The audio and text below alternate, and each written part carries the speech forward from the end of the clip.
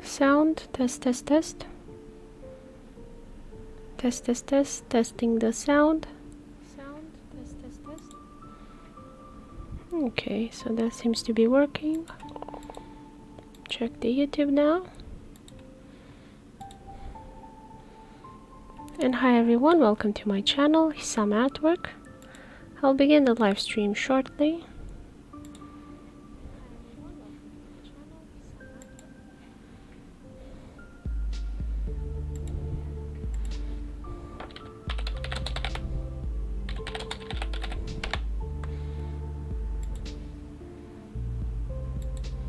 Okay, that seems to be working.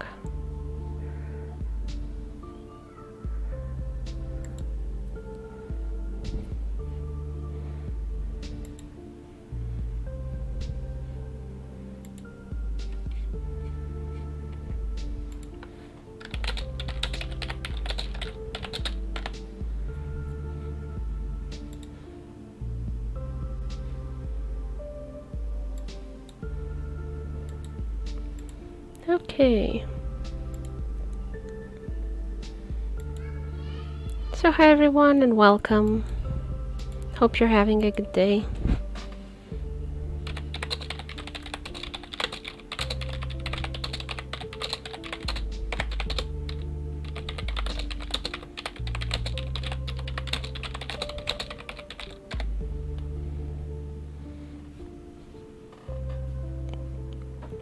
Seems to be like a bigger lag for YouTube. Sorry about that. There's not much I can do.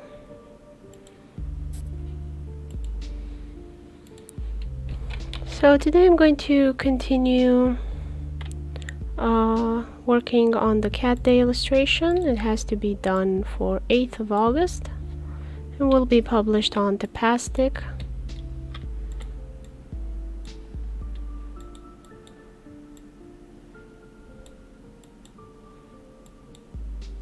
That is where I post all of my new pages for my comic book first. And I will keep posting updates about what's going to happen. Behind the scenes, I'm working on book 2. Questions and suggestions, if you have, as always, send them to me and I'll do my best to answer them.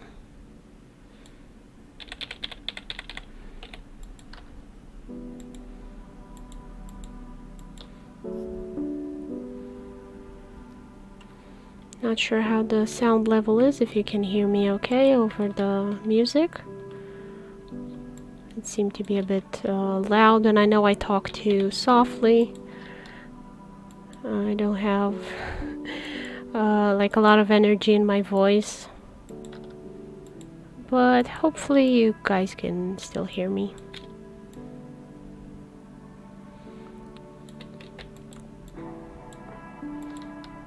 So what I do for the holiday illustrations is have kind of conceptual flashbacks and flash forwards.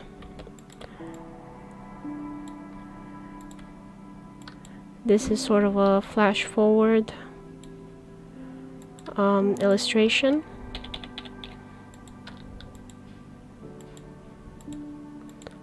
And I kind of realized I forgot to do Erwin's like little beard, because now he's an adult. So I'm gonna have to add that and maybe some kind of wrinkles or something like that to make him older, not because he looks kind of how he is now. And at the moment in book 1 he is a teenager. He's kind of an edgy emo teenager. It's kind of babysitting Niels. They do age differently because he's a cat with a bit of human DNA, but so he ages slower than a normal cat. But still Niels is human, so he ages like a human. And so Erwin kind of caught up and went past him, and Marie as well. Marie was last to be born, but she's like the oldest now, because in dog years she's like in her mid-30s.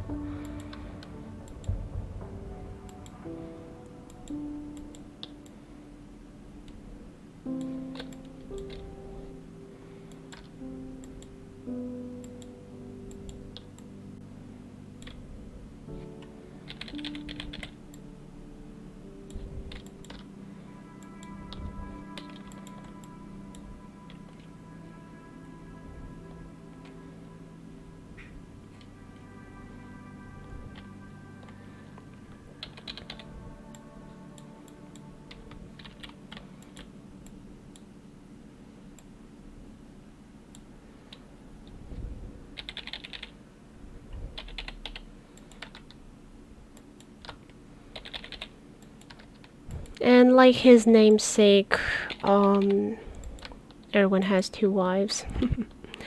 I think a lot of people don't know that Erwin Schrödinger kind of had 2 wives, which I thought was an interesting tidbit. It was kind of a interesting thing for the British government to kind of find out. Because he ran away, I think, from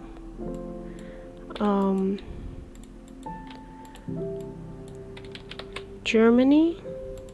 Let me look again. Erwin Schrödinger's time span. I think he's from the same generation as Einstein.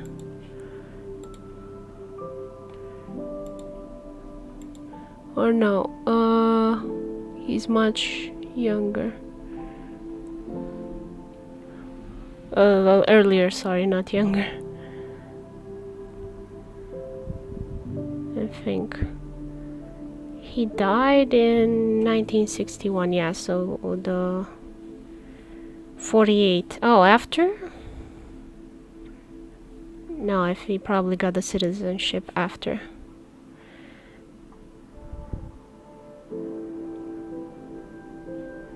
Yeah, so that generation of World War II. And he fled to England, if I'm not mistaken, or did he say Austrian? No, Ireland. So I guess not England. Like, I read about his biography at some point, but then I completely forgot.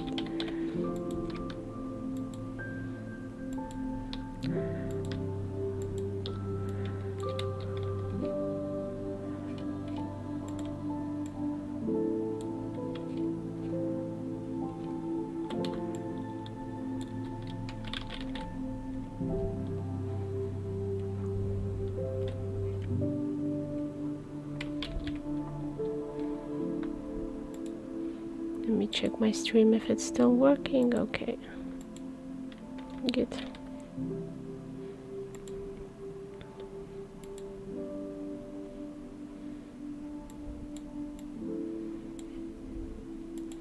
Oh, the restream chat is just so big. I'm trying to kind of squeeze it in because I can't scale it more.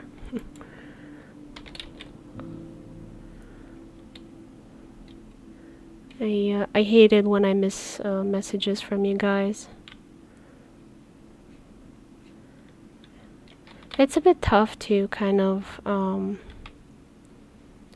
illustrate and read the chat, but fortunately my chat is not crowded, so I can keep up.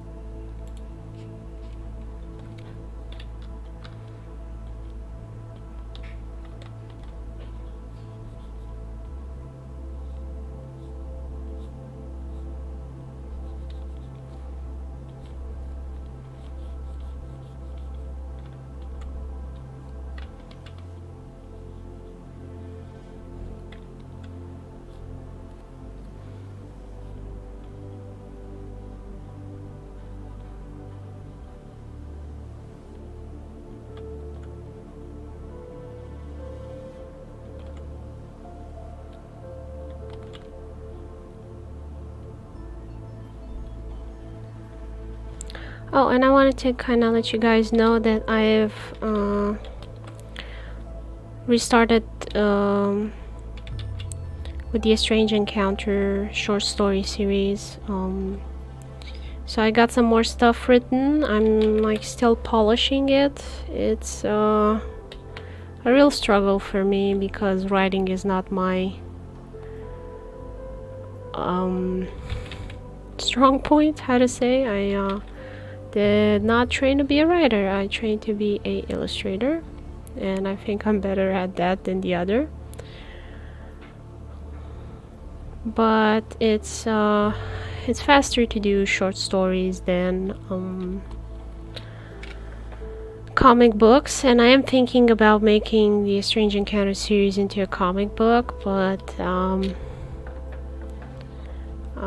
it's just kind of hard to do these things. I've always wanted to be the one that does the art for other people, not the one that generates the story, so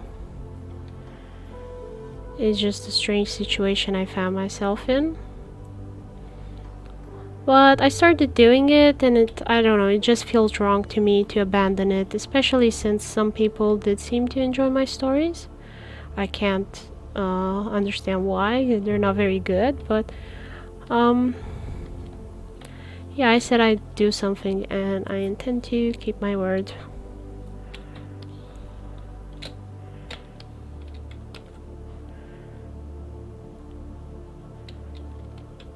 Especially since they're already done, like they've been written a long time ago, but the quality is pretty bad, so I'm kind of still holding on to publishing it until I get some more polish on it. The first chapter of A Strange Encounter, it's been such a long time, and every time I read it I find like new typos and issues and things like that, and I just wonder how that got past me.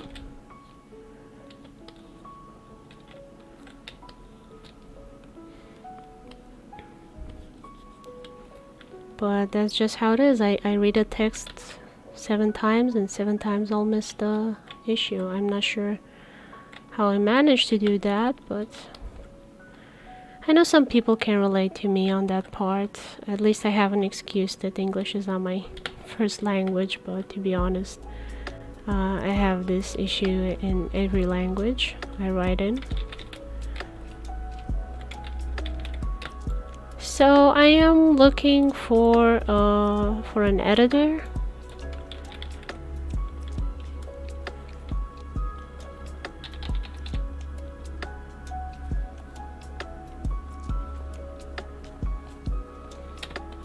Hope I find one that kind of sees their value like some of my fans.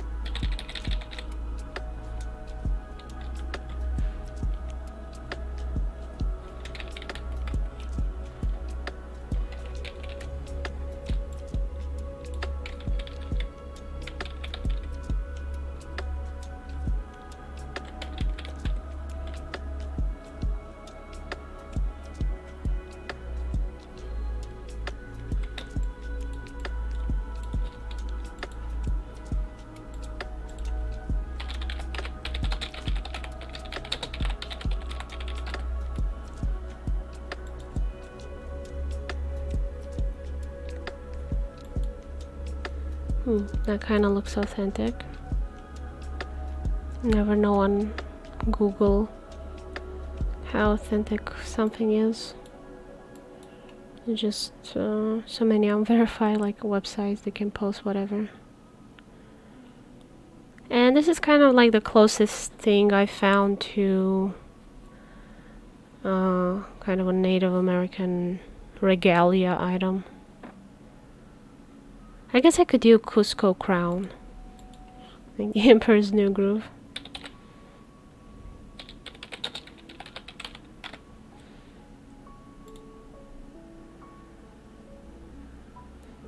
I'm kind of curious how authentic that is.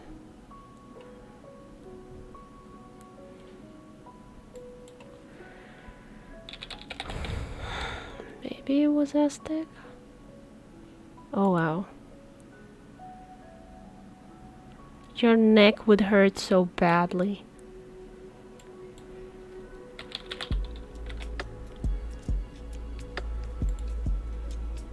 I don't know, that kind of looks Indian. Mahakala. Actually, think about it, it kind of reminds me of Polynesian, Oceania, kind of Philippines area, with kind of like the teardrop fire symbols.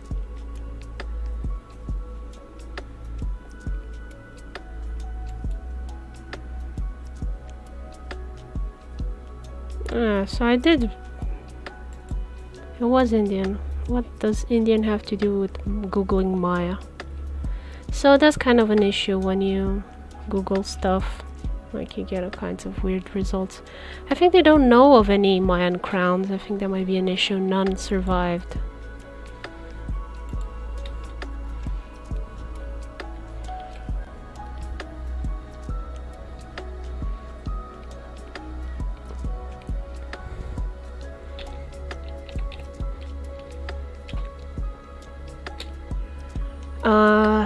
No, I can't really use that color because if I do ever print this, you just cannot use aqua. It's gonna look very bad. So if you go green, it's kind of probably gonna be better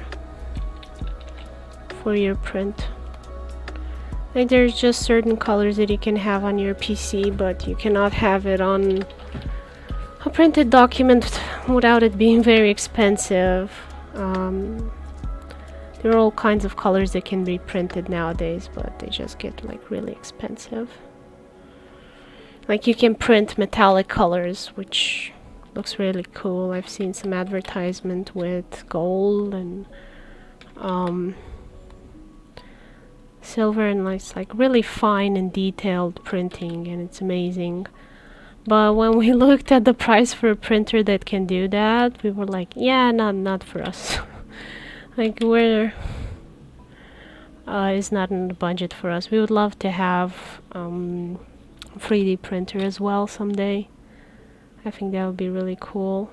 I could do like little Erwin and Ernest figurines. But just the printing and shipping would be really expensive.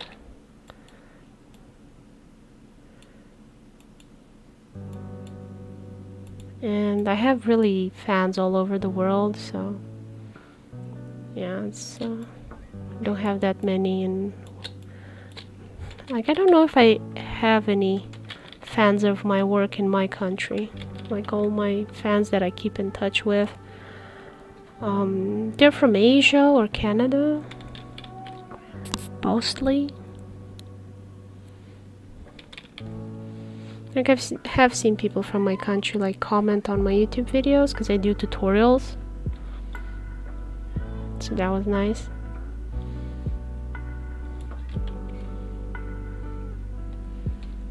Kind of did some green Quetzalcoatl motifs.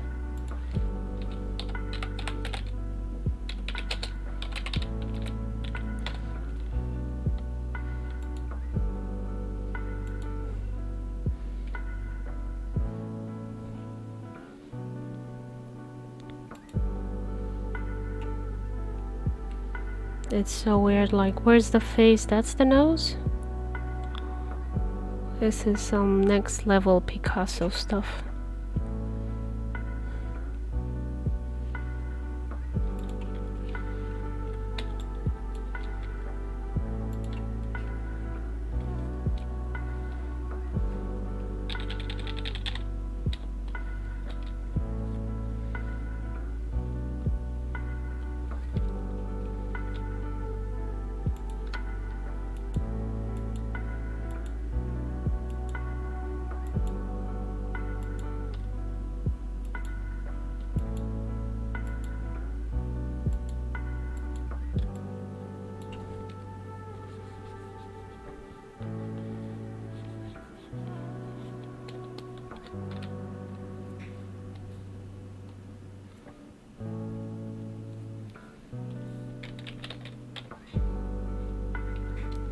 I hope Extra Credits does some videos on Mayan history some more. Like, they've done some, but they've done the Greeks and the Nordic gods so many times. I'm so bored of those. Like, every time I see Greeks, Romans, Nordic gods, I'm like, come on. There's gotta be more in Europe than those three pantheons.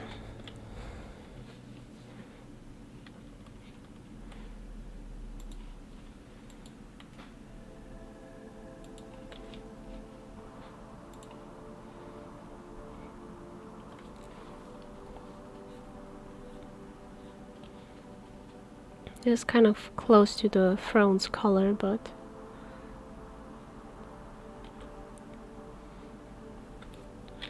I'm not sure exactly about the significance of the colors, so I'm kind of reticent about changing.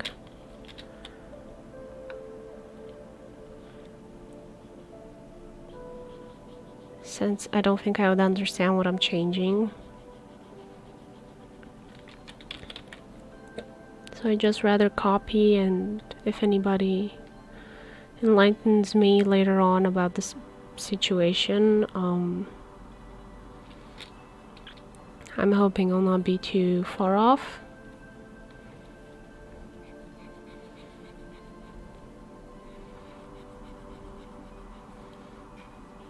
Like, I touch up on a lot of cultures in my comics, and it's not like there are people from those cultures that I have a lot of contact with and can like tell me stuff. So I do my best with Google. And I'm so happy I have Google, because a few years ago I would have never been able to do this.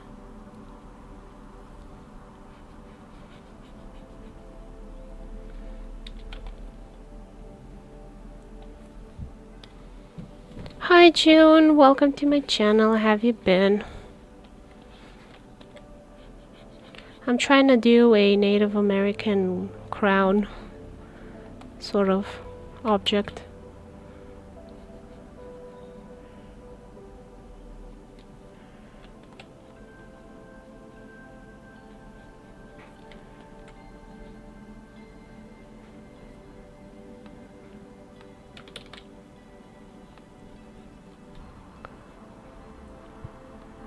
Like, Erwin has been born in China, but since they don't really have much of a crown thing going on, like, I've seen more crowns on empresses than on emperors. They kind of have a little hat on.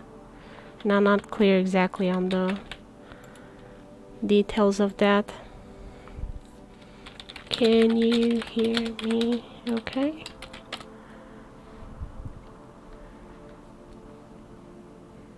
Ah, okay, you can hear me.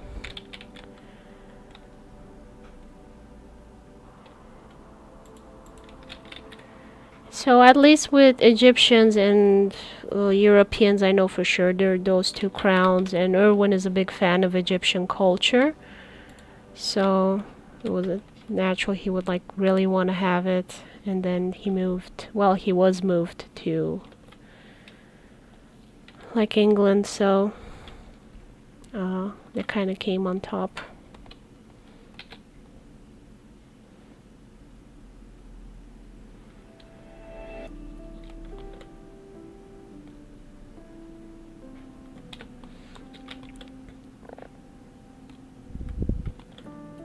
Because I kind of made like a whole lore for the cats, and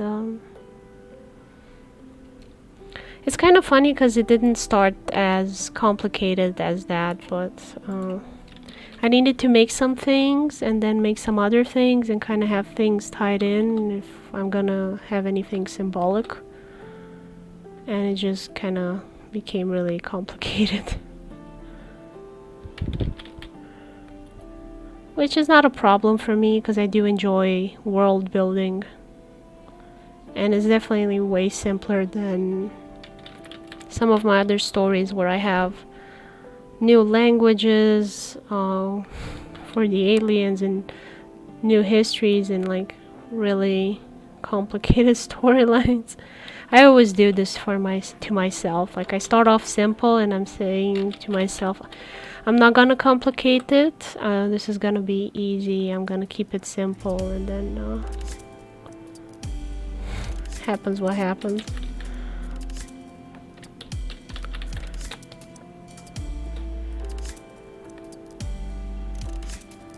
Like I have some stories that I've been working on for 15 years and I just never planned on ever publishing them, but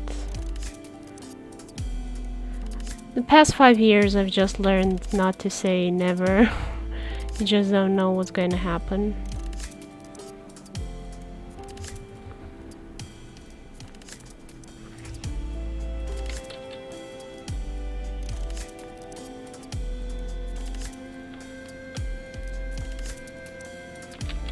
Hope I don't have to move to another continent again, but you never know.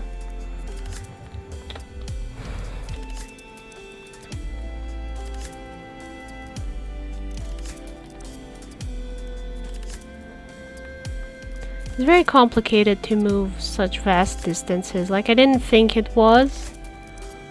It was definitely easier going there than coming back. Because like there's so much stuff you have to buy in order to like live your life, and like computers and bicycles and things like that, which you can't really sell because you're gonna lose money on it.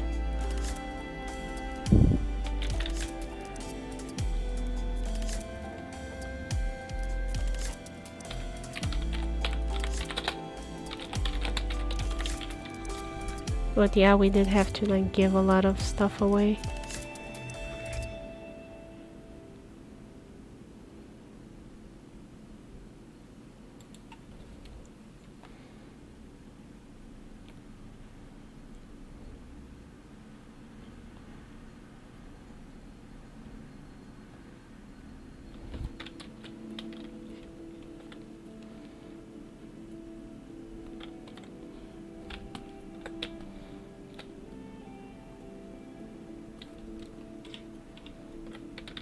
I gotta remember to do the snaky thing.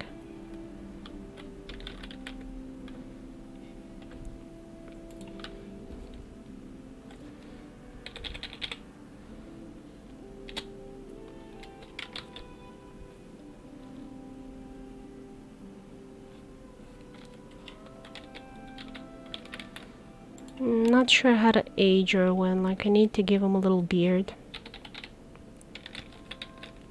Or I can do like a pharaoh beard. I think that would be funny.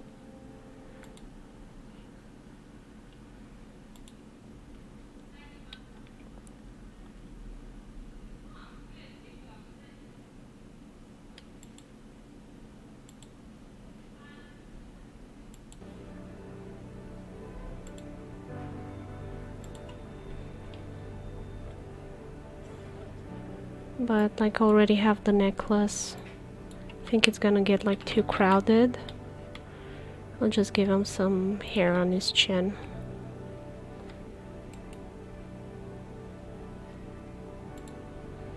Because he's like supposedly an adult now.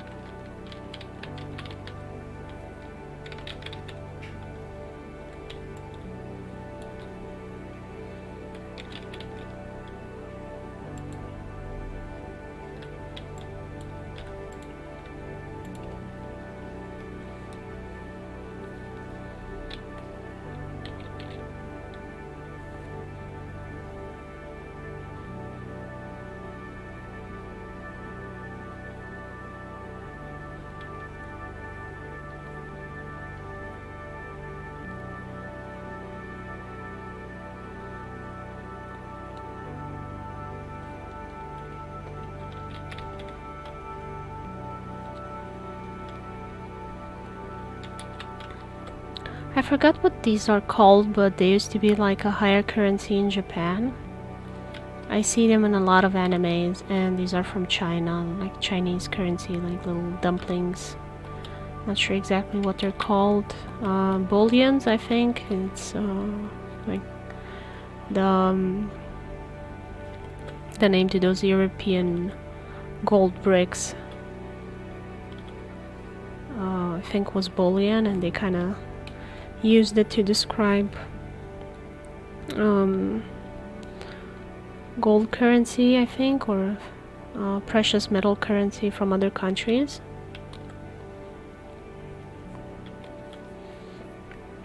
Usually where I am, bullion is something you put in your soup, but maybe it's from some original word that described the shape.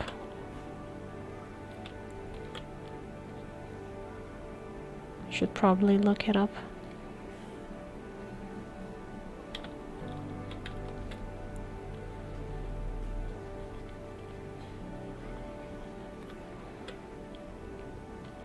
I really love Easter eggs. I like looking at illustrations and just finding little stuff in them.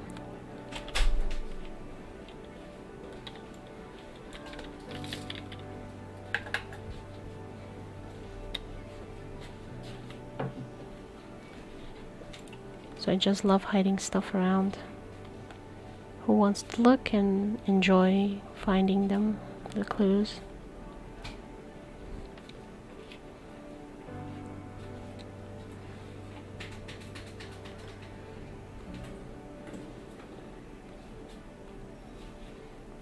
See if they recognize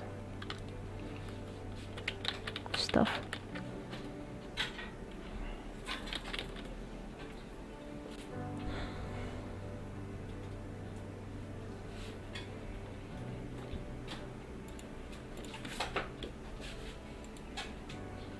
So now to do the shading. So for the last tribute self-portraits, I tried a new style. But for this one, since I'm still kind of at book 1, I'm going to keep the old style, and I don't want to like change things too drastically, because then it would feel like kind of out of tune with the rest.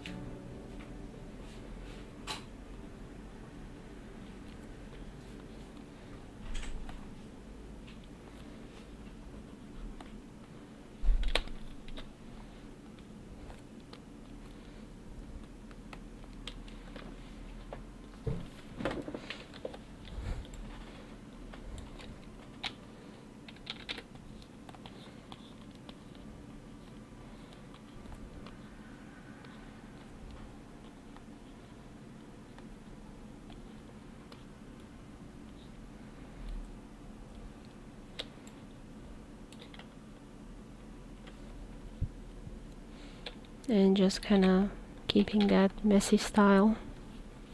Like, there are plenty of advantages to having a messy style. You can get away with more stuff and you finish faster. Like, it's not my favorite, but I totally understand people that use it, and I would have been able to finish so much more if I've done that. Oh, June, I was like looking recently at a comic book. So there's this film adaptation with Charlize Theron that was really good. The Old Guard. So it's on Netflix. Link to the IMDb page. She's such a great actress, especially in action films. She's amazing. I love her for that. I love it. Yeah, you love it? Awesome. Glad you saw it. So, Old Guard comic book. Watched a few days ago. Yeah, I watched it I think a week ago.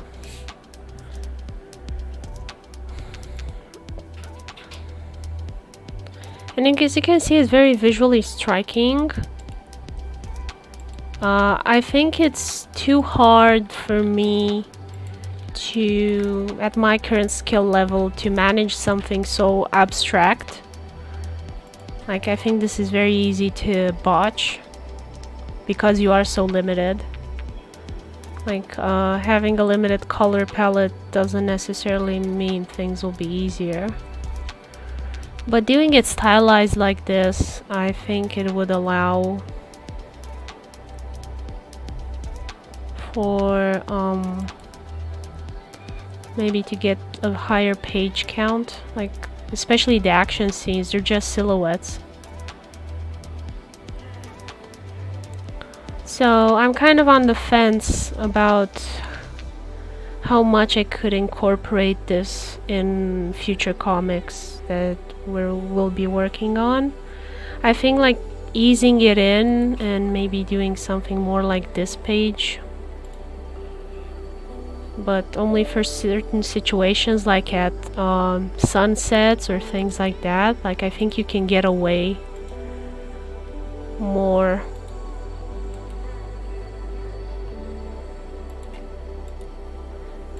with doing this at a sunset. Ah, no. Well, this page I'm trying to open and I'm not able to. So let me just make it a full screen. So as you can see, it's like each layer is kind of monochromatic and gradient.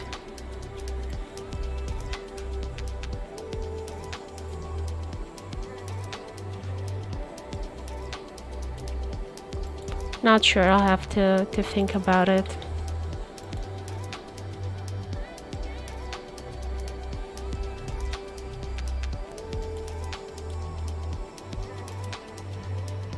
I think we can always do some tests, like we did with the last tribute. We tried colored line art and it significantly increases the work time. Yeah, there was a great casting. I think I was surprised because the authors said that they were not looking for Charlize Theron. Not at all. Like Hollywood beauty was the least on his mind. But I mean, she's so awesome. I can't imagine somebody else in the role now. She's really good at playing action heroes. Like, I loved her in Atomic Blonde. She was awesome.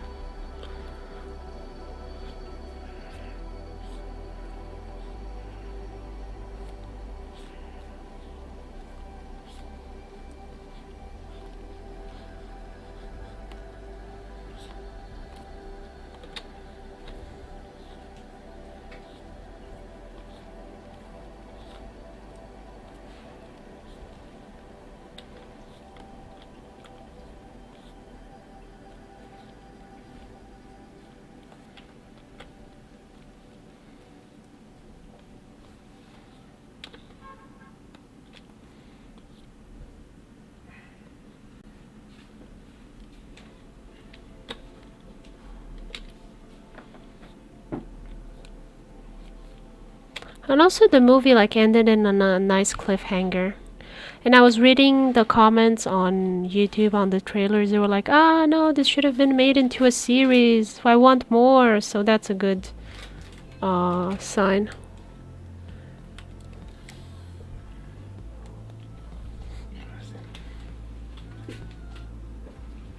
Kristen Ritter. Let me check who that is because I don't remember.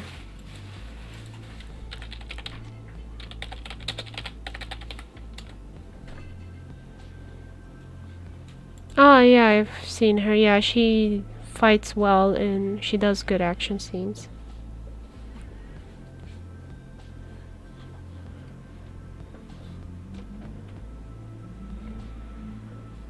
She would look in short hair. Ah. Let's see. I'm sure once in her life she had short hair. Yeah, I don't see that short. Same eyes in the comic, yeah, with that double, like, pretty bug-eyed. I think, yeah, she has an exhausted look, I guess. Because Andromeda's supposed to be, like, super old. So I think she played that exhausted look in that superhero series she was in. So, like, she could definitely have done that, I guess. I haven't watched it. Jessica Jones. There we go.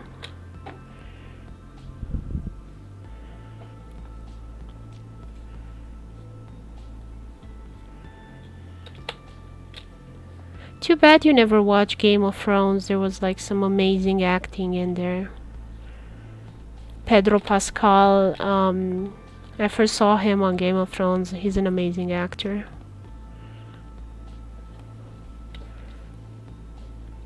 Yeah, Charlize was awesome. I don't think she's done any bad films lately. Now since she's older and famous, like she can choose more to do what she wants.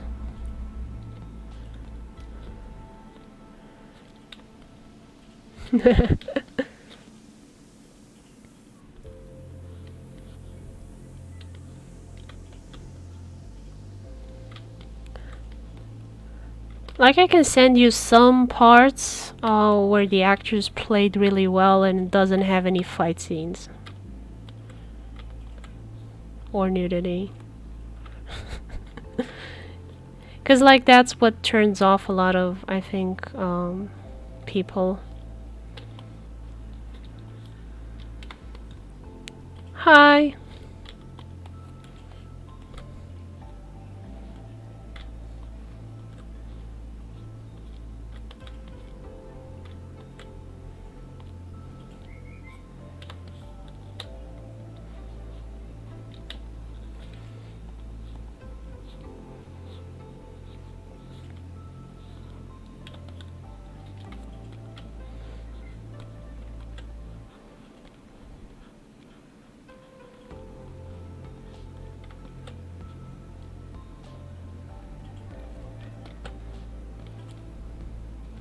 Like I wasn't into Game of Thrones either, but at some point like I was just goofing around YouTube and I ran into a dialogue scene between Lena Headey. You know, she was the queen in Sparta and Mom and Judge Dredd and just a whole bunch of other films. The list is endless. And Peter Dinklage, I think you know him. Trying to remember some famous films that he was in and got to do much acting. Because, like, he was in Avengers, but he got, like, 2 lines. And he's a very good actor, but mostly he's done, like, more indie, weird films. It's just kind of hard to know him from those. But he's, like, I think the most famous dwarf actor, so you probably know about him. Hey, Musical Game Adventures, how are you? Welcome to my channel.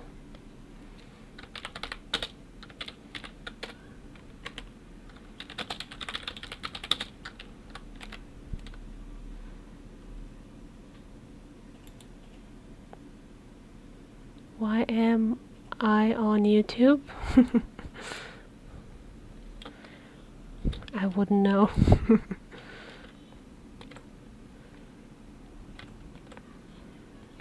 And so like there was Lena Headey and Peter Dinklage arguing, and they were just so good at it. It was really captivating, and that's how I got into Game of Thrones. 2 siblings arguing with each other. Like, I don't argue with my siblings, so it was interesting. Because we're so different in age that it was kind of one direction. I was like, go to bed, eat your vegetables, we're not gonna debate this. Mom said you have to, you are going to. And then like that was the end of that.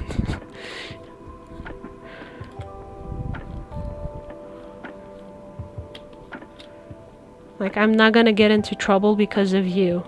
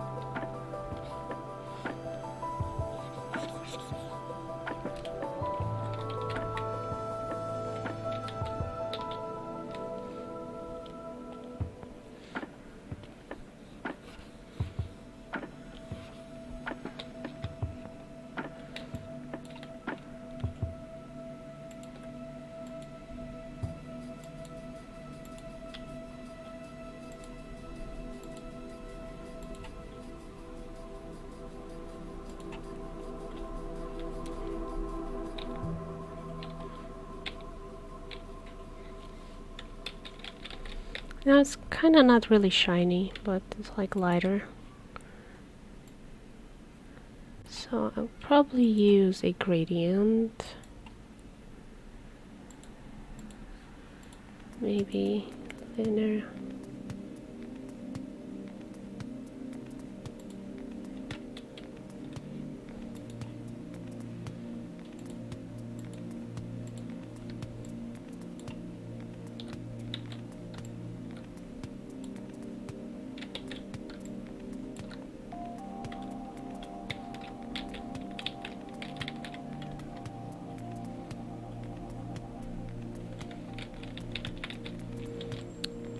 And I'm turning back on the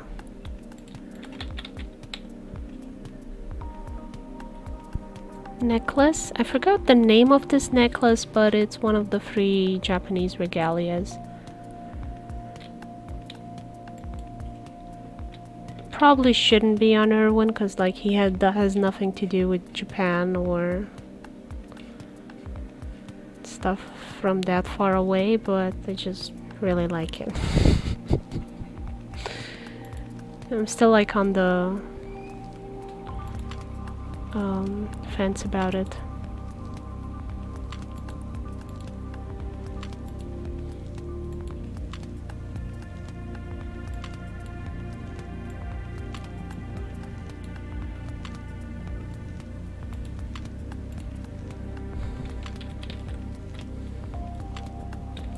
And I have a bit of color bleed here, which is really annoying. I'll need to kind of fix that. You kind of can't see it when you zoom out, but when you do print, the bleed's gonna confuse a bit the computer, thinking it has stuff it has to put there. And you're gonna get more of a squirt of ink that you might not want. So it's something you should have in mind if you ever want to print. I never intended to print my comics, but I've had a friend, and she has a shop and she sells indie stuff. She loves to promote indie creators, and she asked me to make a printable version of my comics, which I did. We're kind of still looking to see how we can print it, because it's there are not a lot of options in Canada. I was surprised. Like, I would have expected them being so close to America as having more of a comic book culture than they have, and they don't have much of it, which was a bit of a shocker for me. It was unexpected.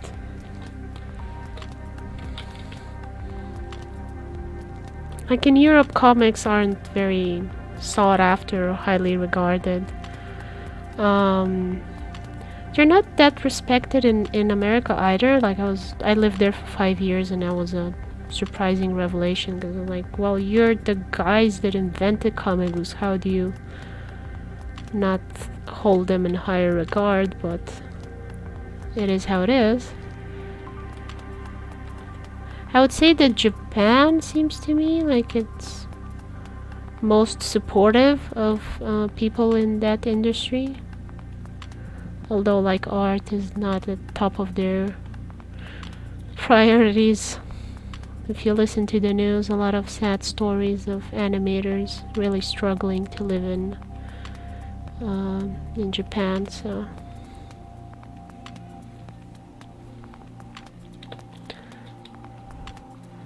like one is what you kind of are believe it to be when you're a kid, and then you're surprised to find out how it's like. And when people tell you, oh, it's tough, you're like, oh, how tough can it be?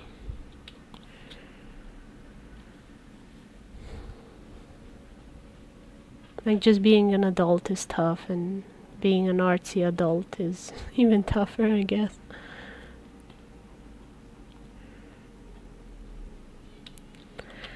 I had a very interesting conversation with a lady while I was in the US. I did a yard sale for fun because I was curious. I've never done a yard sale in my life, and they're very popular in the US. I was like, oh, let me do a yard sale, and it was like selling some art I did. And this elderly American woman came up to me and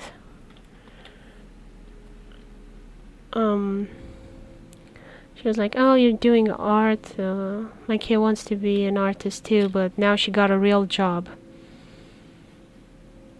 And I looked at her and I thought, because usually art jobs that do pay are like in graphic design and advertising. Like that's usually where the safest income is, because everybody needs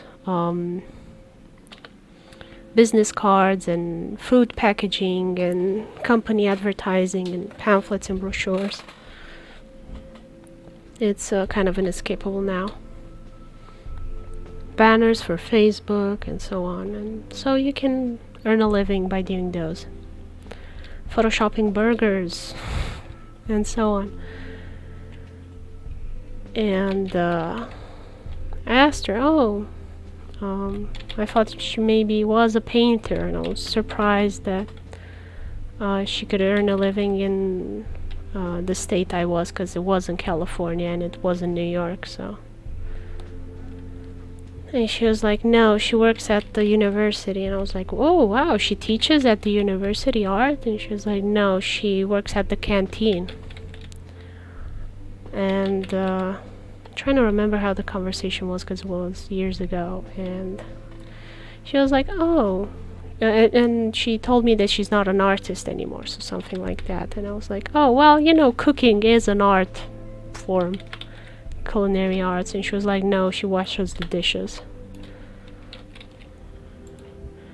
And I was thinking to myself, that's a real job. Like, her criteria was interesting, because she can't be making much money doing dishes.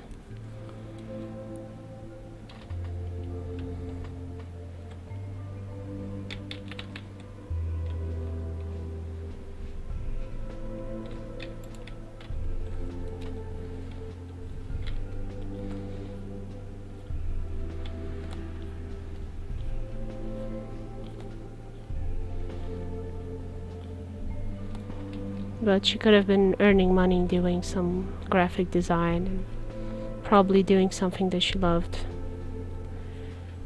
Because I've worked as a graphic designer and I've always enjoyed my job. Even if it was photoshopping burgers or making labels for pickles. I've done that too. It was fun. I didn't mind it. It was kind of a challenge to get all of the information in like such a small space. Like grabbing somebody's attention, redirecting it, informing them. It's like so much you have to do in such a small space. You gotta be clever about it.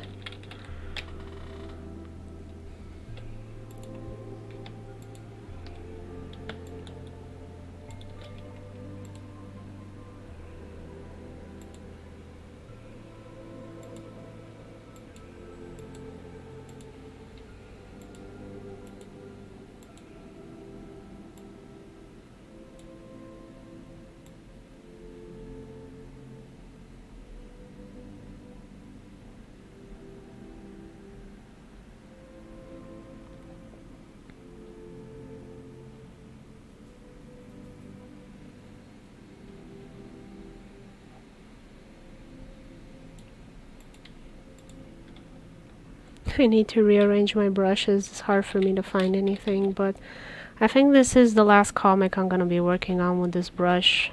It was nice while it lasted, but I can't transfer it properly to Clip Studio Paint, and I really hope for the next comic to not use Photoshop at all.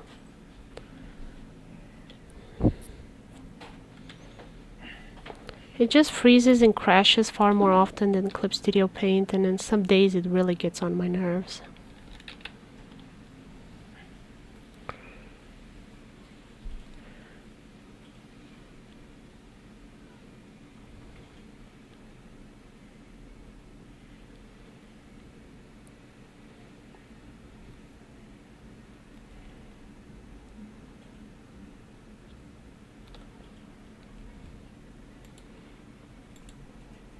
Did my music end? Yeah.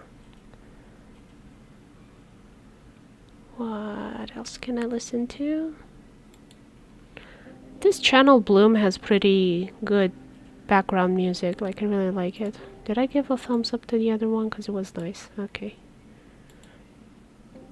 Thank you, Bloom.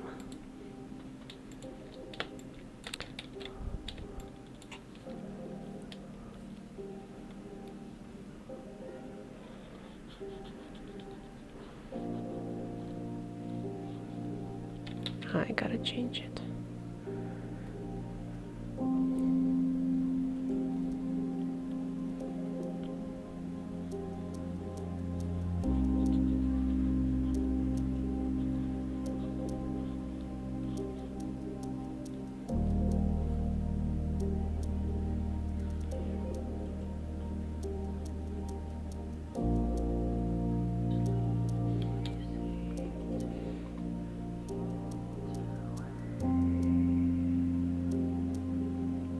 Oh, hi Kay, so that was you? I thought it was a new account. Sure, no problem. Good luck. Hope you manage to do the things that you wanted to. I always have problems at the post office, like I don't have the right stamps or stuff. Or they want extra ID or something like that. I always dread going to the post office. Thank you, Kay.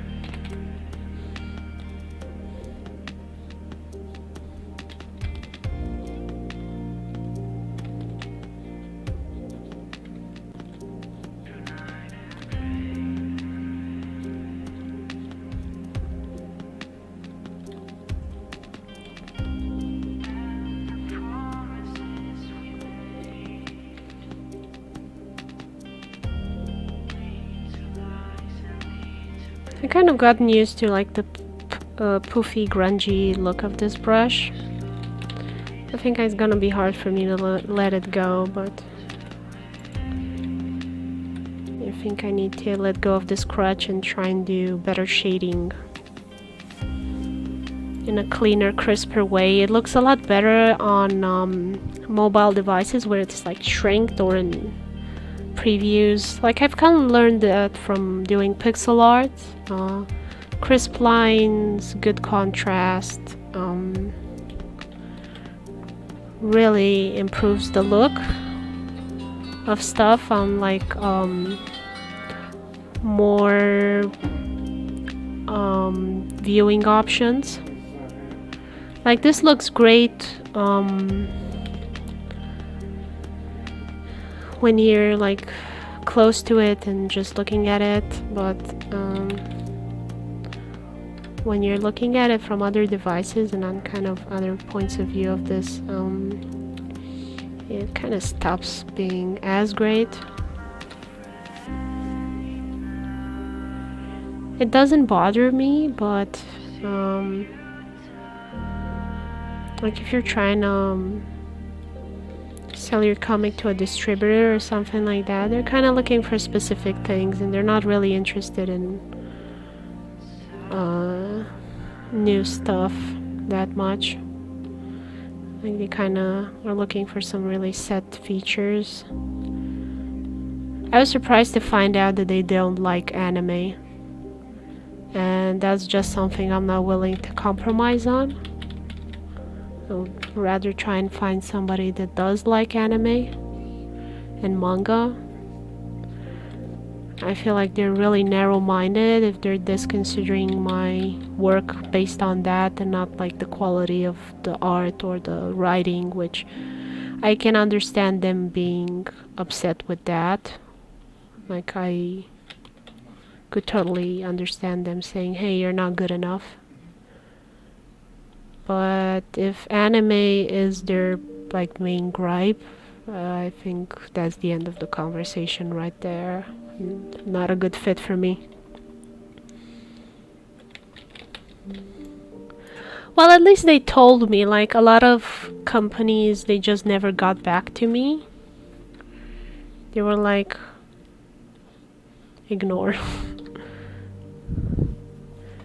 And I thought it was just because I wasn't good enough. And then one company told me, yeah, I'm sorry, we're not the style you have, it's not what we're looking for. And I was like curious, like what is the style you're looking for? And they were like looking for Pepe the Pig art style, because anime is not what you're looking for. I'm like, really? But it looks so bad. Like young kids should deserve good looking art. Like Peter Rabbit is my impression of good art for kids. Let me just pull it up for people that don't know Peter Rabbit.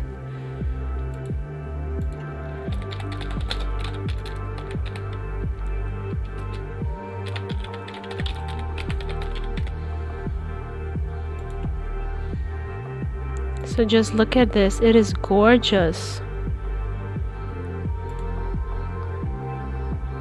So if they said that this was the style they were looking for in kids' art, like I would totally agree that this is better than what I can do.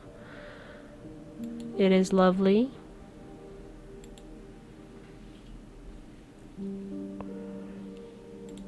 It's just adorable.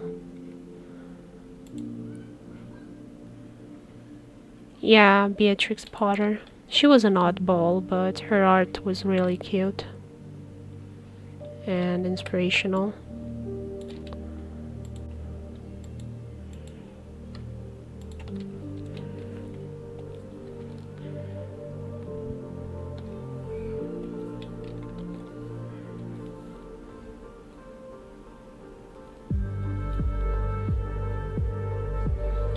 Take care, safe trip.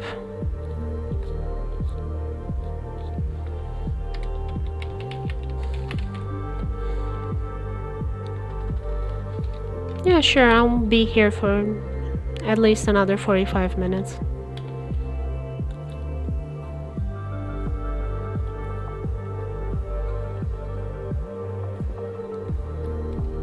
Haha, those cats are awesome.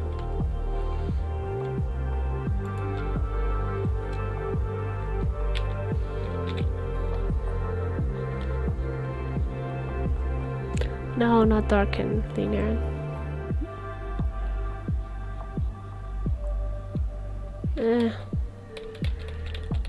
Kind of trying to simulate like a golden cloth silk.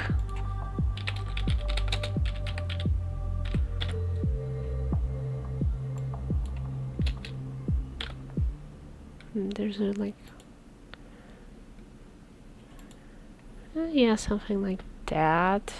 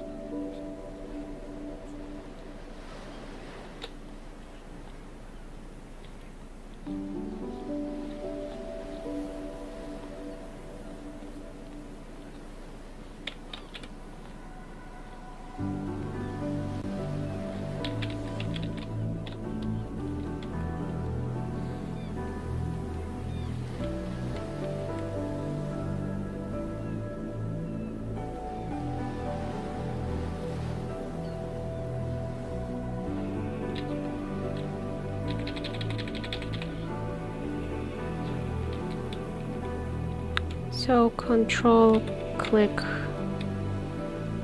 sorry, just the magic wand if you want to select like an area, and click, control click on the layer if you want to select the full layer. Just a little tip there so you know. Keyboard shortcuts are awesome. They save you so much time, and when you have a lot of work to do, like every little extra click you have to make kind of adds up. I used to not be a fan of keyboard shortcuts until I got to university, because I always thought, well, why be lazy? Like, you're just gonna go click there and you know where it is, and you see the other menus, and you kind of maybe discover some new stuff and blah blah blah. And then I had to do large volumes of work really fast, and I changed my perspective on keyboard shortcuts.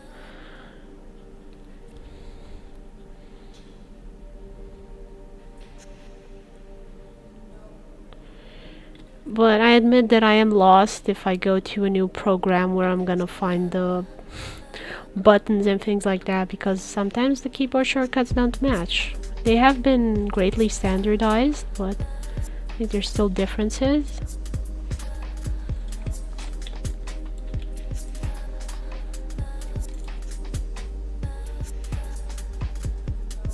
I don't really like this part.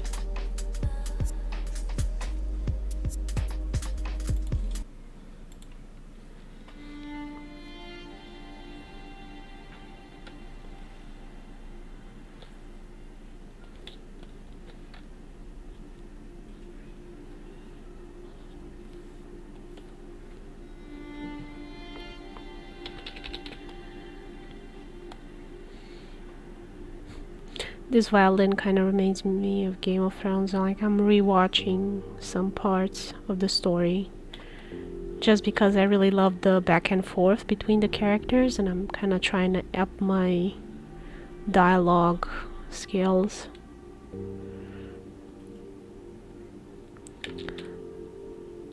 Like, writing dialogue has never been much of an issue for me, but doing descriptive scenes has always been just the worst thing for me.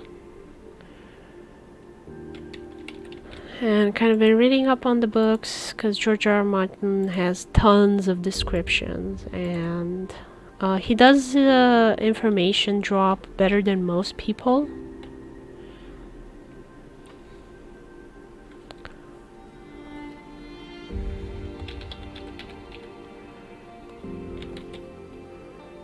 He's just really good at weaving kind of informations about the characters and about the world and things like that, and without it seeming like a chore. You're kind of interested in what he has to say.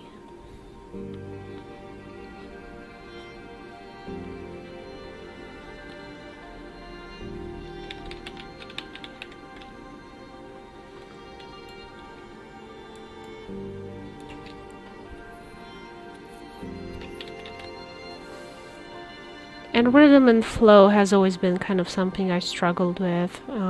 Like doing animation, like you just do one scene, a character goes pick up something and then sits on a chair. Like, I've never had problems with the timing and flow of that, but when it comes to kind of narrative flow, I do struggle with it to make it not cumbersome. So that was one of the reasons why I started like writing short stories, because comics are kind of in between.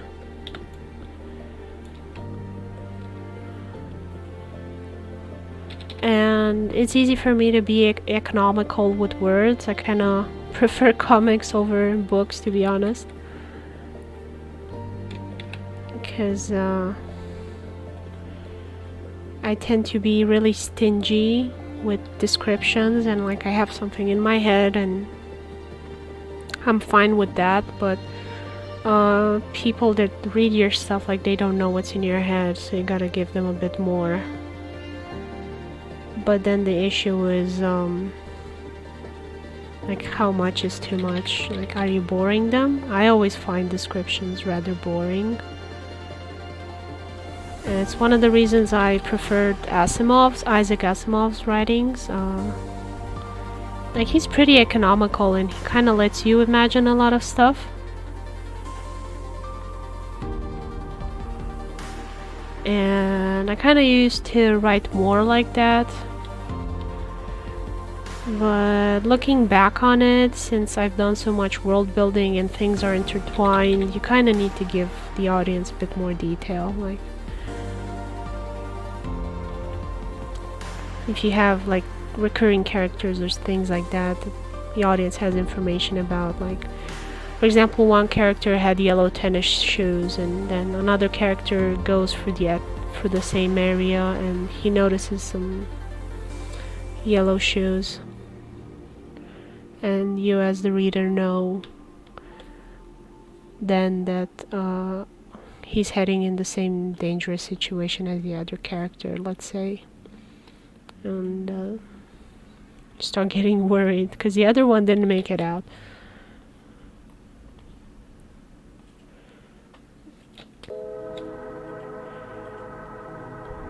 That is if you care about the character, and then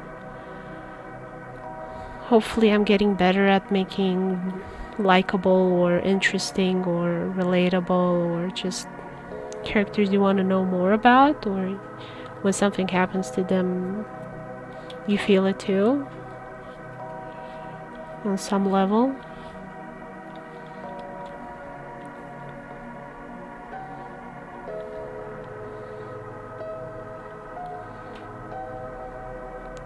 Like, George R. R. Martin quoted Faulkner, which is a American writer and Nobel Prize laureate, amongst many other awards. And apparently the Faulkner guy, he said something like, there's nothing more worth writing more about than the human heart in conflict with itself, and I was just like, that's so cheesy. I don't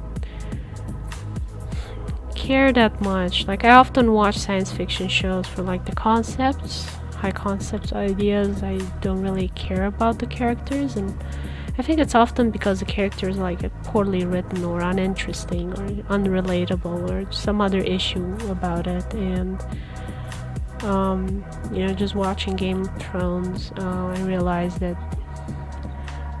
really is important. And while I listen to the audiobooks, because it's a bit hard to read so much, it would take too much time, so usually like listen to the audiobooks while I cleaned or did some other tedious stuff. And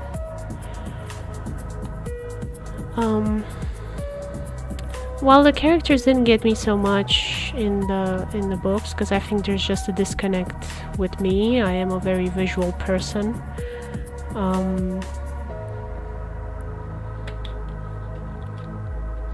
The show really made me interested in characters I never thought I would be interested in. It's one, kudos to the directing and the amazing actors that they found, but also it's the stories that George R. R. Martin wrote. It kind of made me rethink the whole idea of that quote Faulkner had.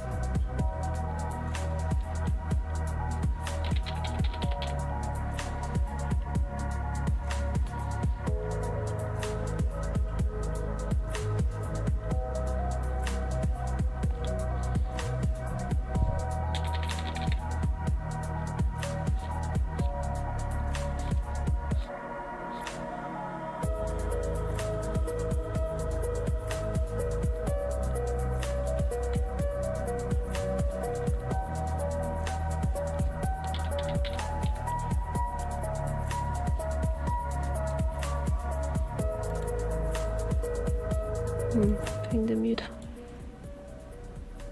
Can't tell, like, what's going in the yellow area.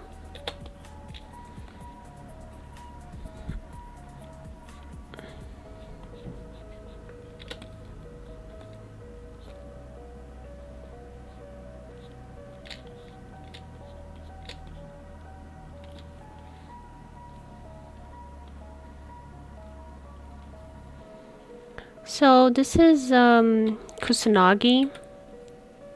Maybe some of you've heard of it if you're fans of Ghost in the Shell, another amazing anime. Ghost in the Shell was just spectacular. I liked it a lot more than the comics. Like, I think that's one of those happy instances where the film or the anime improved on the original source material.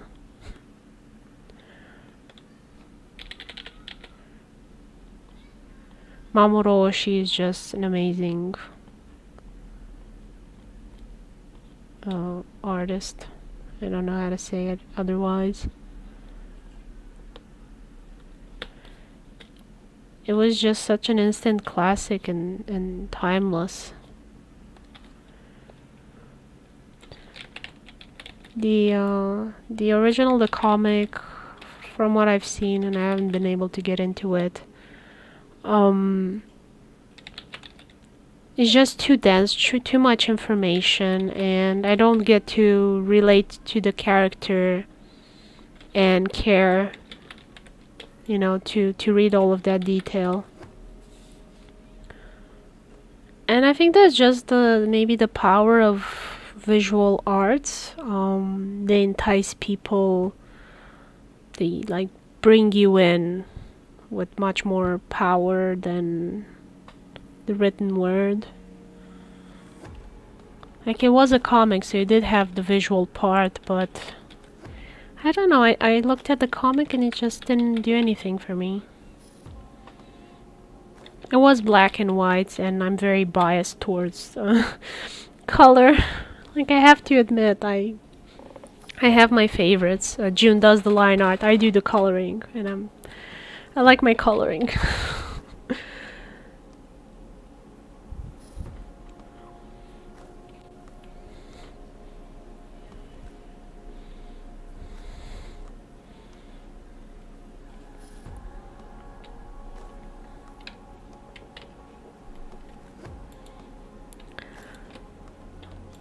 I remembered about the American live action version. It was just terrible. As usual, they just took some idea and changed it so much that it just has nothing to do with the original material.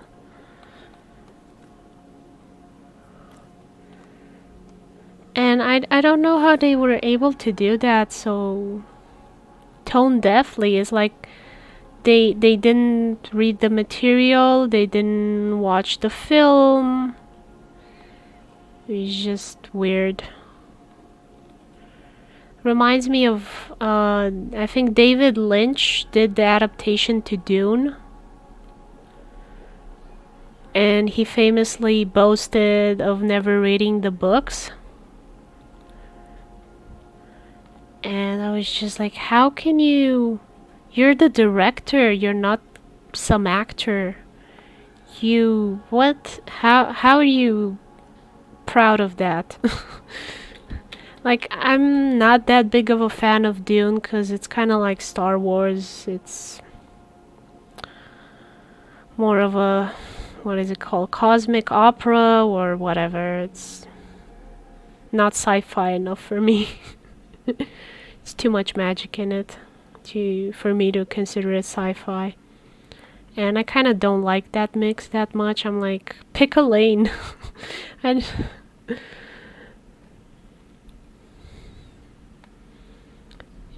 so I was like surprised when I heard that he didn't read the books. It was just weird. Because I've heard of actors like not reading characters they're portraying, and I'm like, okay, but at least there's a director there and he's gonna tell you kind of which direction to go with. And I can understand you're working on a bajillion projects, so you can't be bothered to do extensive research on all of them. And I understand, if I love an actor, I want to see him in as many films as I can. If not reading the source material improves their quality of life because they spend time with their family and have fun and also do the acting that I want them to do, then I'm like, okay, don't read the source material. But the director, come on.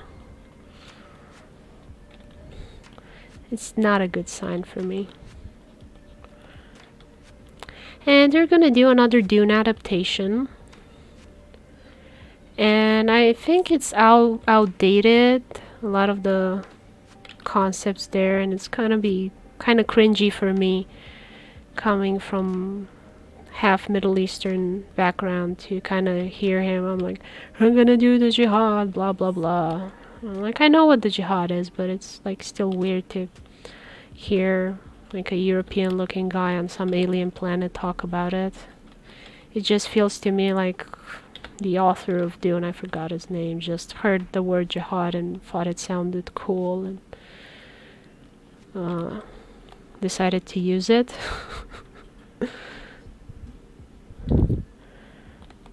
Just like in the old Dune, it was just really cringy to me. So maybe they can make it work this time, I'm not sure.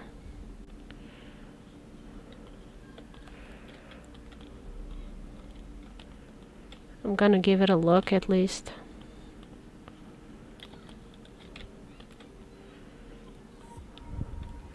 hope it will be good. Like, I'm trying to have low expectations so that anything good is gonna impress me. And I'm gonna be feeling better about it. I'm trying to have that approach. Of it's not as bad as I thought it was gonna be.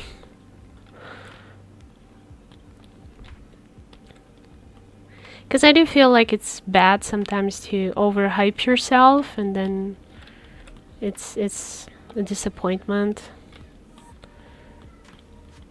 Like, I got really hyped for Wonder Woman 1,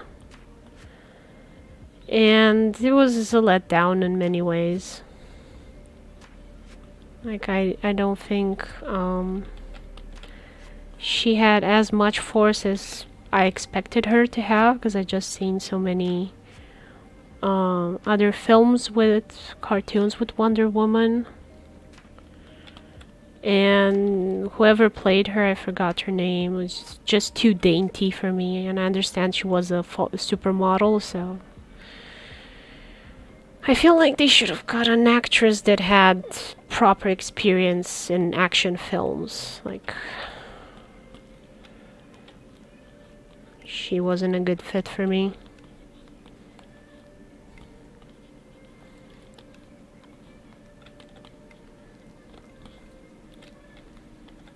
So I'm kinda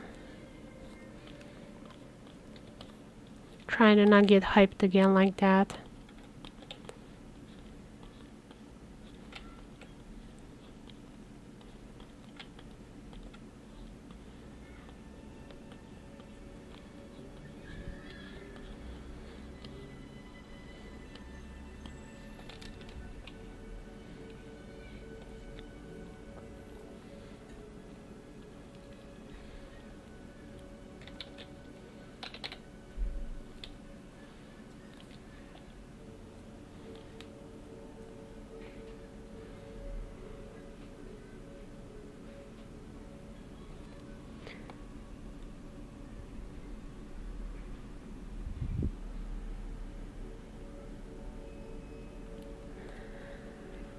Yeah, I know it was considered good, but it's just kind of, when they take something that they've heard about and then like use it in a story, but it kind of feels a bit out of place.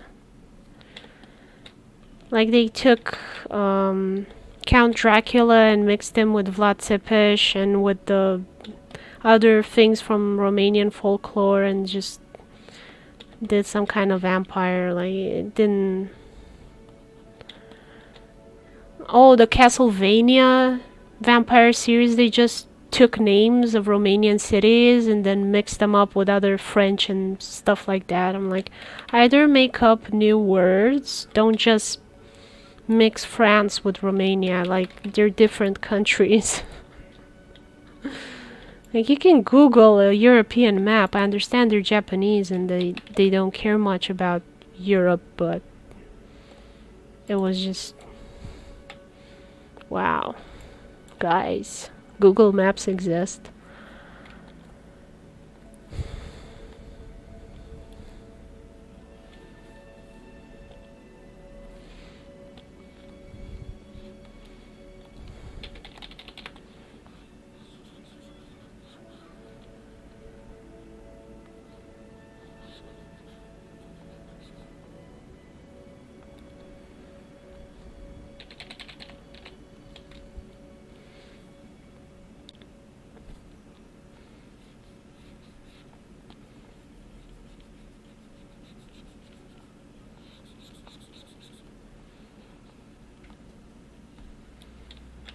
I think the old Dune, like many old Hollywood films, did suffer from the kind of Lawrence of Arabia white savior issue.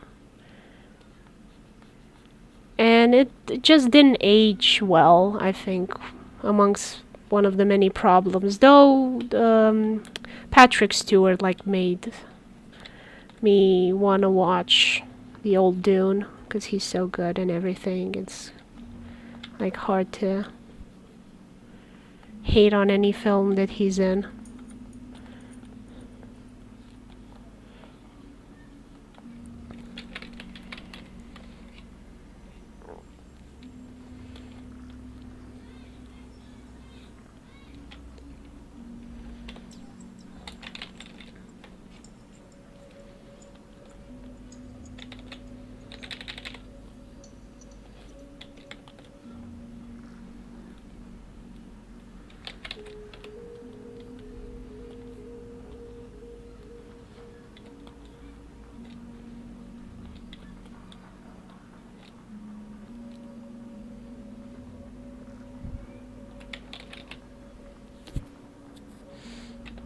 Oh, Sabrina really ticked me off.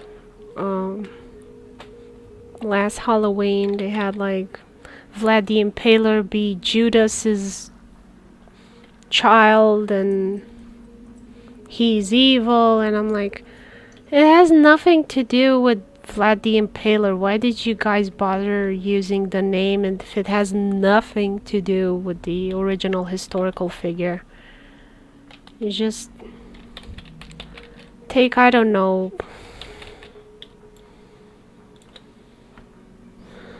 the Queen of England and make her, I don't know, an alien invader or something. I was like, yeah, okay. Like Lincoln the Vampire Slayer sort of thing. And I'm like, yeah, okay. But there were plenty of other films where, you know, like Lincoln is a human being and a politician. And I've never seen in any foreign films have Vlad the Impaler be human. Which he totally was.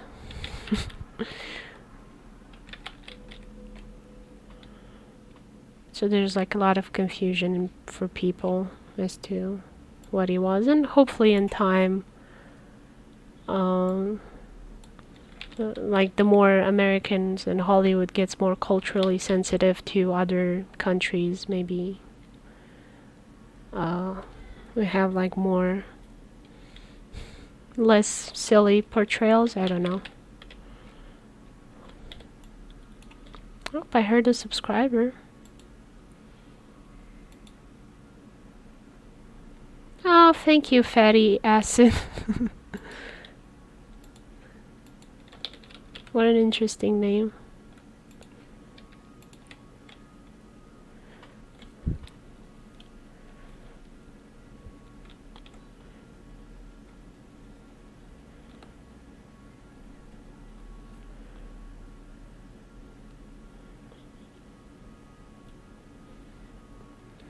And maybe the film industry in my country is gonna get better and we'll make some more better historical films, because I've had foreigners ask me like, hey, send me films from your country. I'm like, I don't have much to give you.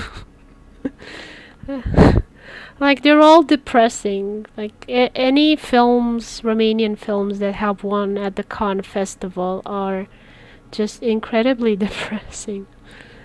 And I don't see anything interesting in the cinemas that catches my eye that I would share. Like, they're usually pretty sad.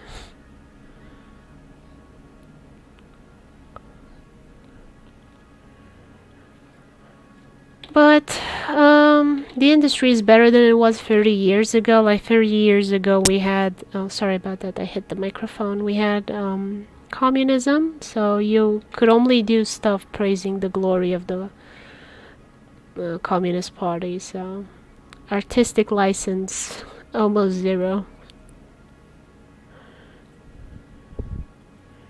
And just artistic expression and things like that. And they're also very serious, like even the film we have about Vlad the Impaler, I was looking at it because I thought, well, you know, if I'm gonna recommend something to somebody, I should know what I'm recommending. And I try to watch it and kind of got bored, I have to admit. But there were some interesting scenes that I remembered from school.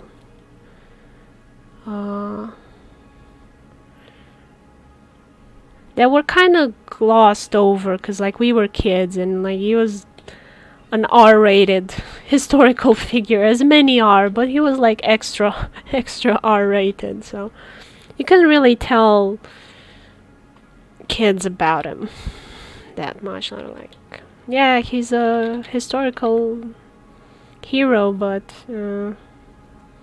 he murdered a lot of people in very brutal ways, so they were invaders and they were bad and they had to be blah blah blah, but it's like, how do you explain that to kids and justify war? It gets really tricky. What is with this music? It's ominous, it's not stress relieving. There we go. More stress relieving.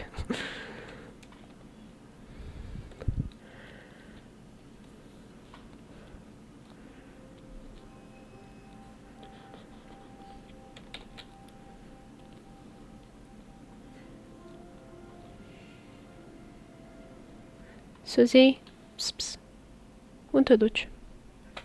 My cat went to the balcony again to probably murder my plants.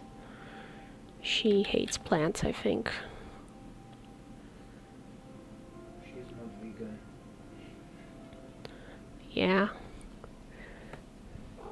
And I think she hates them even more since she's on a diet.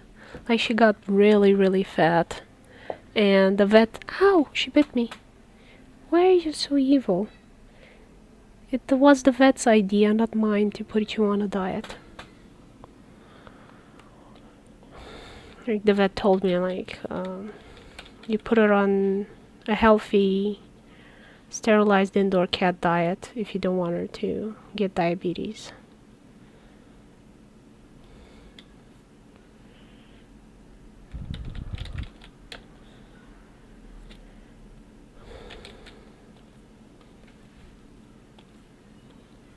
And the first day she had her new cat, what do you call them, food.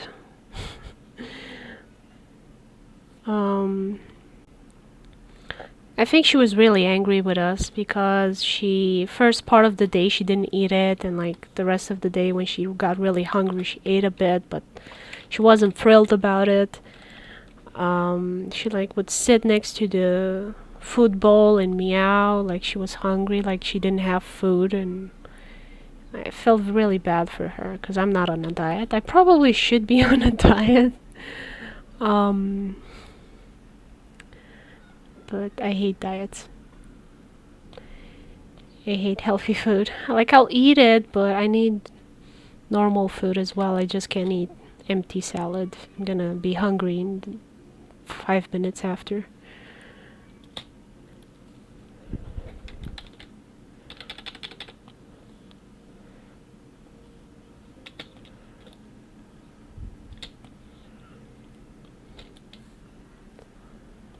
And in the end, she accepted the new food and is eating it, and I think she would like some Whiskas, which is kind of like the junk food of the cat food. Andrei? She's she likes to dig up my flower pots for some reason.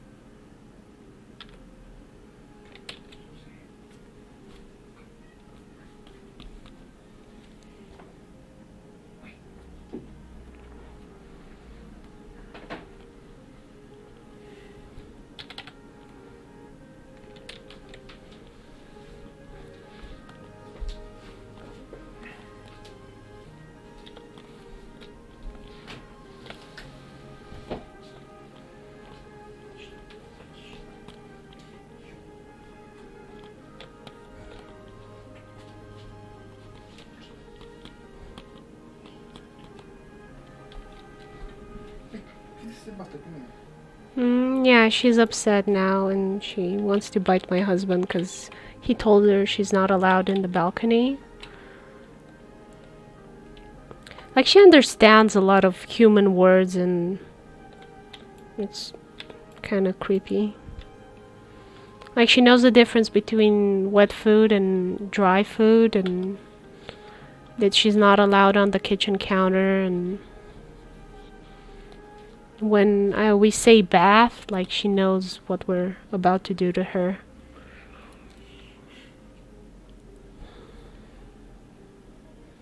And she'll play hard to get. And I made a castle for her. like a skyscraper kind of castle on one of the walls out of cardboard boxes. And she'll hide in that because she has a lot of rooms in there.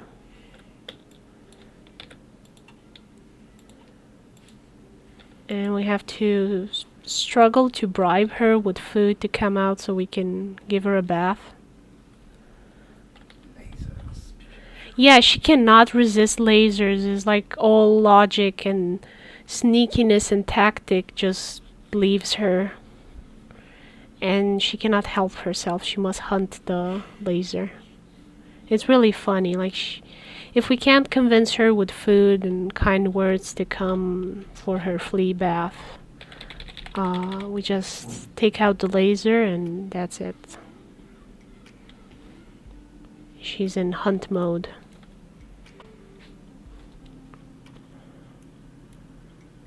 It's really strange and funny how she cannot resist the laser. She cannot resist the hunt Yeah. of anything. See, I'm living hunter.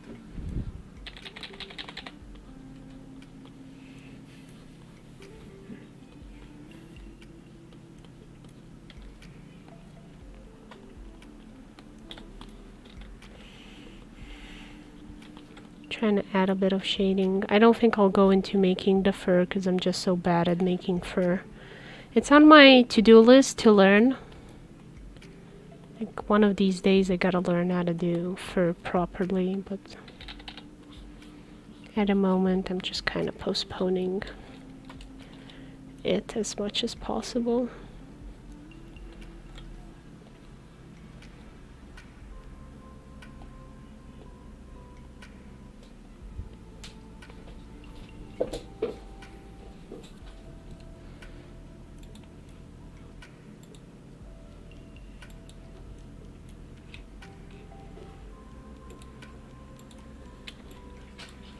I always feel the need to kind of check the stream to make sure it's still on.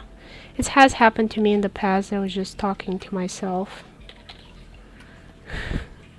And it felt kind of silly.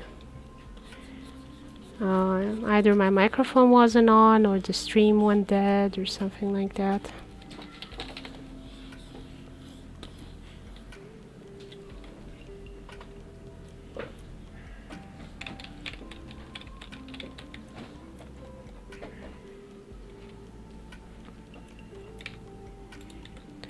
Actually, that shadow should have been on the other side because I kind of decided how the lighting was gonna be. And it's not gonna be in that direction.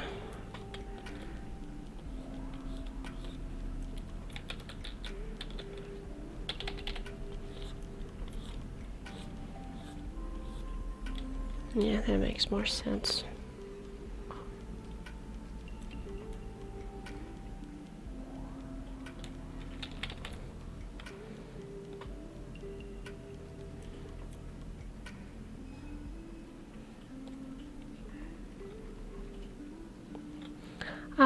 For those that are new to my channel and don't know, I do giveaways whenever I reach milestones on my social media platforms, and you can find like the whole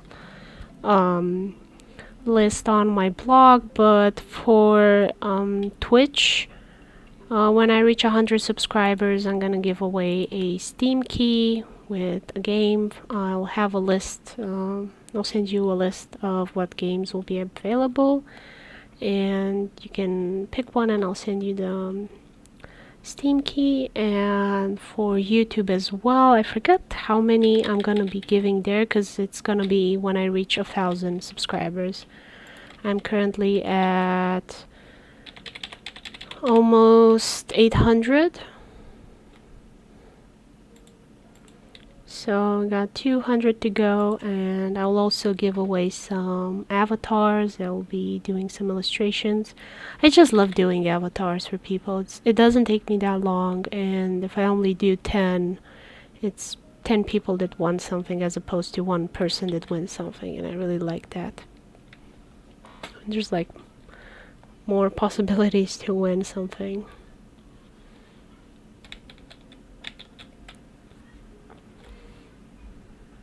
I always try and do stuff that I would like as well if I was someone participating on my giveaway.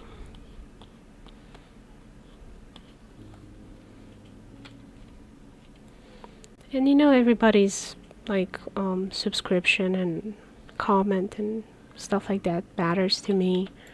I get so many awesome comments from you guys, lots of support and things like that, so I'm always really grateful, and I just feel bad I can't reward everybody. But I do put up on my blog freebies like free designs of stickers and things like that that you can download and print yourself, so you have a little something from me.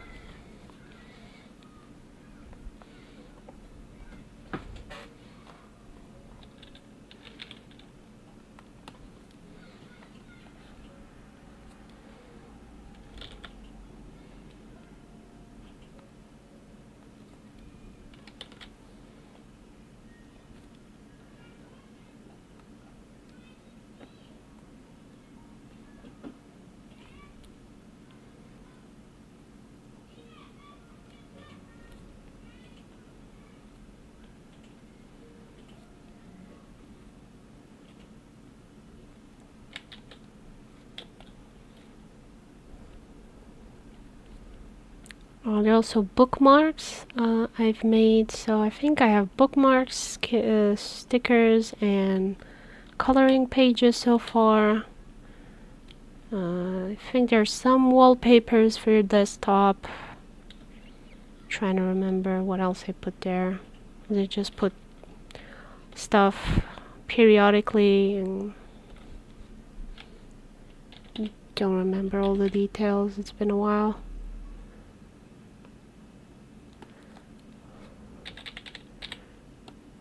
But yeah, there should be a bunch of stuff there.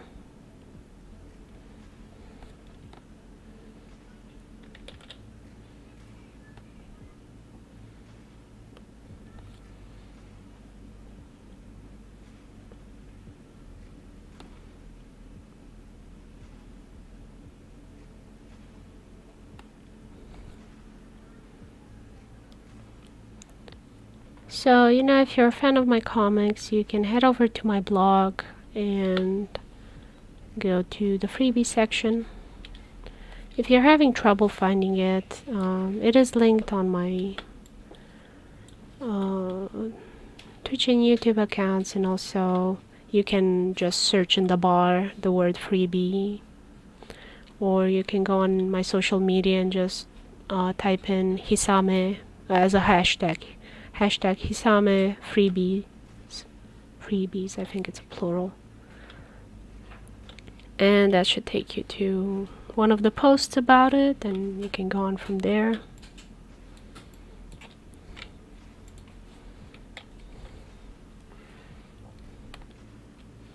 There's a lot of content on my blog, so I can understand it's daunting.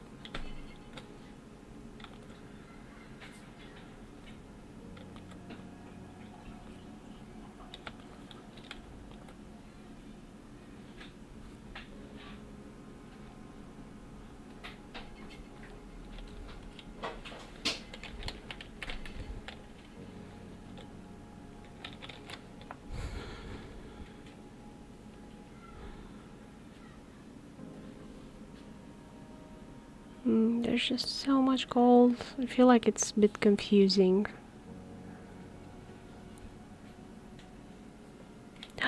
No, what did I do here?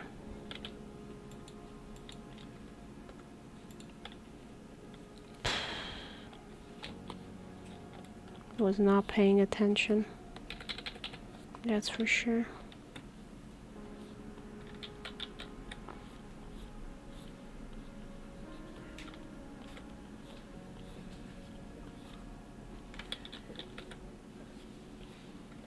So annoying when I ruin my own illustration.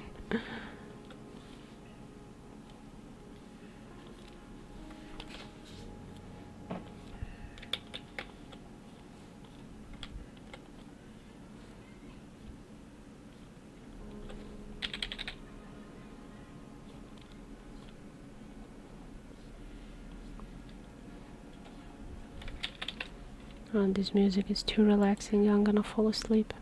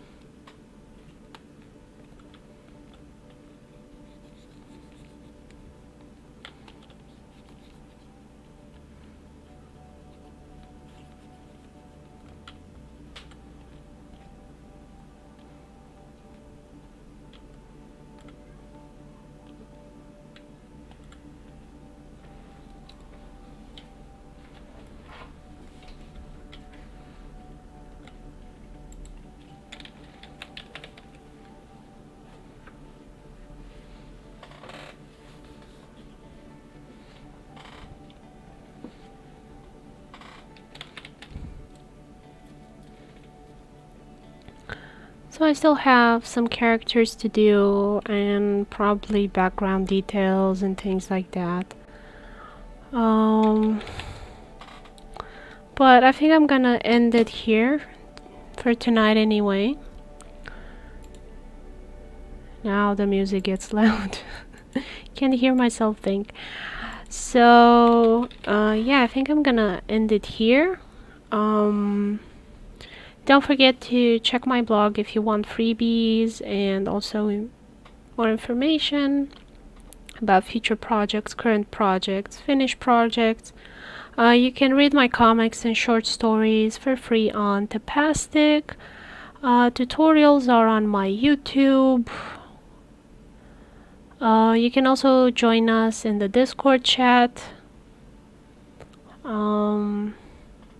We do art events, so I usually notify about those first on my Discord. That's where we usually organize things, and then I share when it's set in stone on my other social media platforms like Facebook and Twitter and Instagram.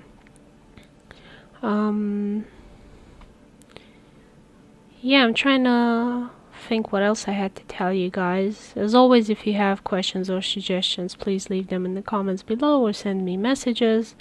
I do my best to answer everybody.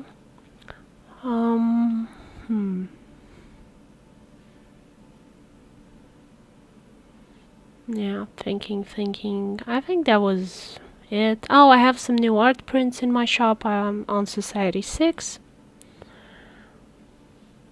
And yeah, I think that was it. Thank you for watching. Hope you've enjoyed it. And I don't know if I'll do another live stream with part 3 for this. Maybe I'll finish it off in private, offline. We'll see. Thank you for watching and have a nice day. Bye bye everyone.